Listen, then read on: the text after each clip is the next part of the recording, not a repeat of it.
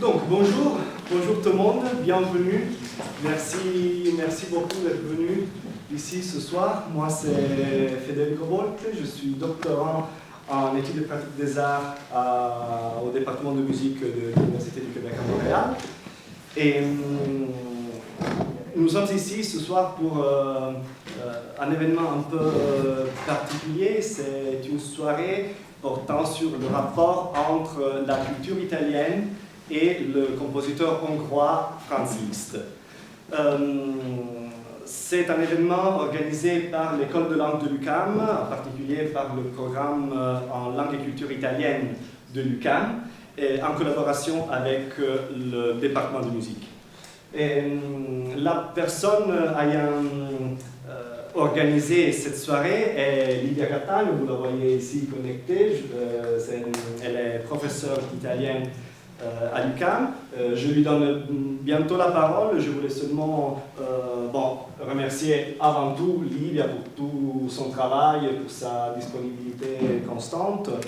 Je remercie, il n'est pas là en ce moment, mais je remercie Denis Trottier, directeur du département de musique, qui a accepté d'accueillir cet événement dans cette salle du département.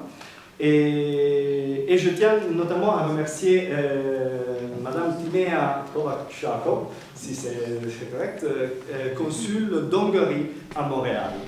Et pour moi, il est vraiment un honneur de rendre ce petit hommage à Franz Liszt, à ce compositeur hongrois, devant la représentante de son pays. Donc, merci beaucoup.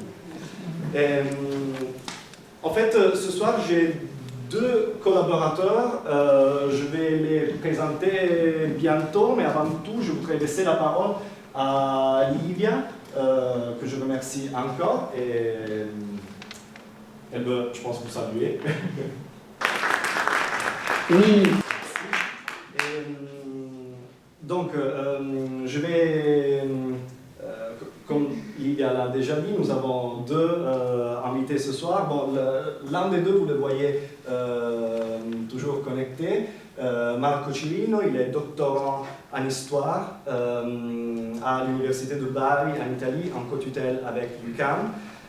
Il est spécialiste du Moyen-Âge et ce soir, il nous aidera à comprendre certains aspects de la littérature italienne médiévale liés de quelque façon à Franz Liszt. Je profite de ce moment pour vous signaler que Marco vient de publier un livre aussi, Lettere dalle città, qui sera disponible ici à partir du 4 mars. Et le produit de la vente de ce livre contribuera à la création d'une bourse de publication auprès des éditions Sciences et Biens communs à l'Université Laval. Donc, c'est l'un des derniers travaux de Marco. Et l'autre invité est Michele Dalla-Borelli, pianiste qui mérite un remerciement spécial parce qu'il est venu spécialement d'Italie pour cette occasion. Il est italien, mais il est attaché au conservatoire de la Suisse italienne, au conservatoire de Lugano. Et il étudie aussi à l'Accademia di Pinerolo, qui est l'une des académies les plus importantes, l'une des académies pianistiques les plus importantes en Italie. Et il est spécialiste du répertoire listien. Donc, ce soir, il nous donne la possibilité d'écouter des morceaux, certains morceaux assez célèbres de Liszt et certains d'autres assez méconnus. Donc, pour nous, c'est vraiment une opportunité d'avoir Michele ici ce soir.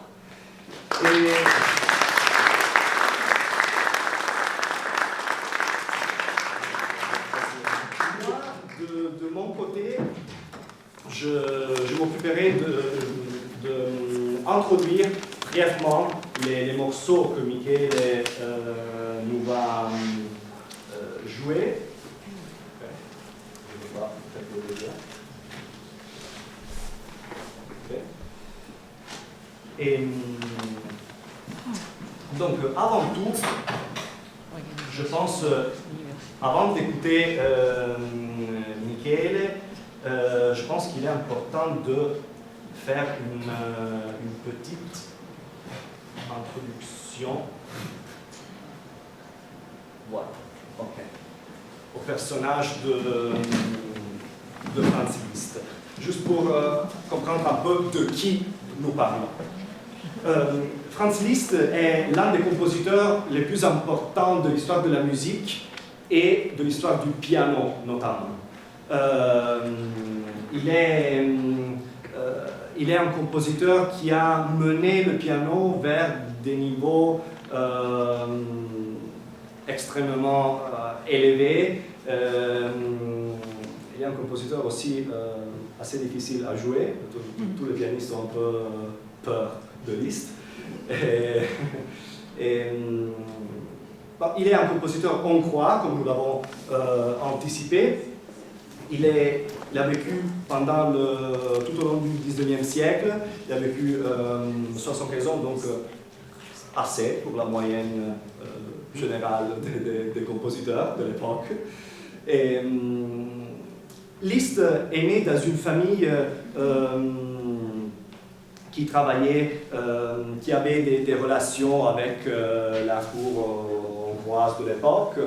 Son père était un musicien débutant et il a reconnu, il a compris tout de suite le talent musical de son fils. Et c'est pour cela qu'il décide, le père de Liszt décide, quand Liszt était encore un enfant, décide de déménager à Vienne pour faire étudier son fils. Liszt à Vienne étudie le piano et la composition. Le piano, Liszt l'étudie avec un pianiste très célèbre de l'époque, mais célèbre, bon, parmi les pianistes, il est célèbre aussi aujourd'hui, Carl Czerny. Il était un bon pianiste et aussi il s'est occupé beaucoup de pédagogie pianistique, de pédagogie musicale, et ses livres sont utilisés encore aujourd'hui. Bon, moi et toi aussi, nous avons étudié sur les livres de Czerny. Tandis que la composition, Liszt l'étudie avec Antonio Salieri. Je ne sais pas si quelqu'un a vu le film de Milos Forman, Amadeus, qui parle un peu de la rivalité, bon, un peu exagérée, entre Mozart et Salieri. Bon, Salieri a été entre autres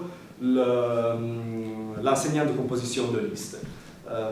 Aujourd'hui, il est connu notamment pour le film, mais en fait, à l'époque, il était un compositeur très important. Il a enseigné à Beethoven, à Schubert et à Liszt aussi. Donc, quand Liszt devient assez bien dans le piano et dans la composition, il essaie d'entrer, d'être admis au Conservatoire de Paris. Et là, en fait, un peu particulier se passe parce qu'il n'est pas retenu. C'est une chose qui peut arriver, hein, qui est arrivée plus qu'une fois dans l'histoire de la musique, pour une raison ou pour une autre. Je pense par exemple à Giuseppe Verdi, lui aussi, il n'avait pas été accepté au Conservatoire de Milan parce qu'il est trop vieux, entre guillemets. Et Liszt n'est pas retenu parce qu'il était étranger. Et le Conservatoire de Paris n'acceptait pas à l'époque d'étudiants étrangers. Mais cela ne démoralise pas Liszt, il continue également à étudier et il commence sa carrière de pianiste, de compositeur et d'enseignant. Et sa carrière devient finalement brillante. Un autre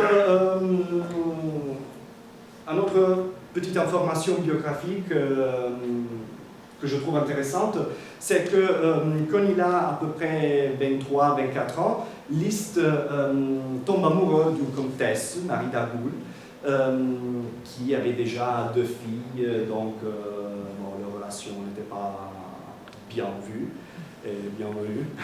Et donc les deux décident d'échapper et d'aller vivre ensemble en Suisse. Et je tiens à ce détail parce qu'en Suisse, pendant son séjour en Suisse, Liszt compose une œuvre très particulière intitulée « Années de pèlerinage ». Les années de pèlerinage sont en fait un recueil de morceaux pour piano représentant des lieux que Liszt a vus pendant son séjour, des objets qu'il a vus, des émotions qu'il a ressenties pendant son séjour en Suisse. Donc c'est un recueil de descriptions de lieux et d'émotions, les années de pèlerinage. Et pourquoi je dis que c'est important? Parce que après que Liszt a vécu en Suisse, il déménage une autre fois vers l'Italie.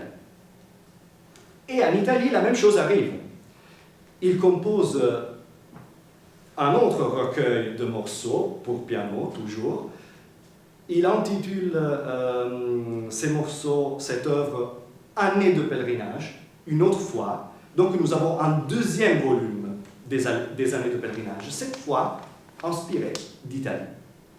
Donc Liszt reste, comment dire, fasciné de plusieurs lieux,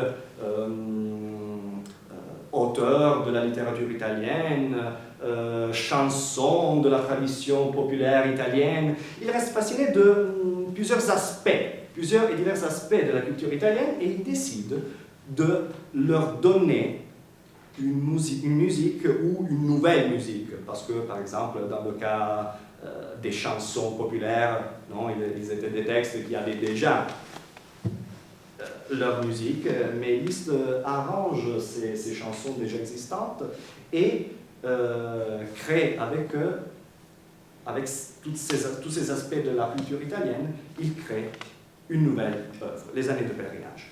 Et je me suis attardé sur ça parce que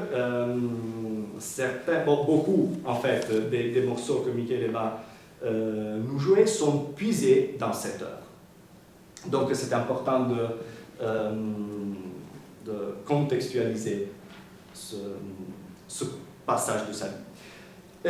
Donc, le premier aspect dont nous voulons parler ce soir est celui de la littérature italienne. Donc Liszt reste assez fasciné de certains auteurs de la littérature italienne, en particulier deux auteurs qui sont deux piliers de la langue et de la littérature italienne, Dante Alighieri et Francesco Petrarca.